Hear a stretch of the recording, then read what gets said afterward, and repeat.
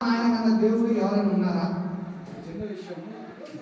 మీరు ఇప్పుడు మీ ఏదైతే బాధ ఉందో బాధ పట్ల కాదు, ఏది చెడగొట్టిందో దాని పట్ల అదే అదే అదే పోరాటం దాని మీద చేస్తే దానికి వస్తుంది. నేను పోరాటం చేస్తున్నాను స్వామి. వాళ్ళు ఏమంటున్నారంటే నా కూతురు నీకు కాపురం చేయదంట వద్దే.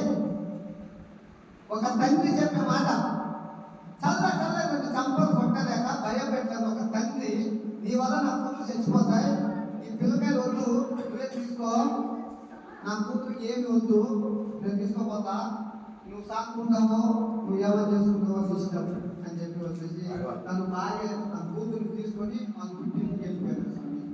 నీ దగ్గర ఎక్కడ ఉన్నాడా? నలుగురు, ఇద్దరు ఆడపిల్లగారు ఇద్దరు మగ పిల్లగారు. పిల్లగారు చదువుకుంటున్నారు. చదివిస్తున్న అమ్మ బల్ల తీయాలి బయటికి చదివిస్తున్న నాకు ఆ భార్య వద్దు అని వదిలేసిన వచ్చేసి రాజకీయం కోరుకున్న అయిపోతాను. ఇది అయిపోగానే వైరసం మాలేసుకుంటా, ఇది అయిపోగానే ఆంజసం మాలేసుకుంటా, ఇక నా జీవితం మొత్తం మీరు మాలేస్తూనే పోతూనే ఉంటాయి.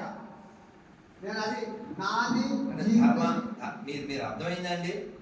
చిన్నవాడు నక్కలవాళ్ళు పెద్ద చదువు లేనివాడు కానీ ధర్మం పట్ల ఇష్టం ఉన్నవాడు కుటుంబాలు కూలిపోవడానికి బైబిల్ ఎంత ప్రమాదకరమైందో ఇంకా లైవ్ ఎగ్జాంపుల్.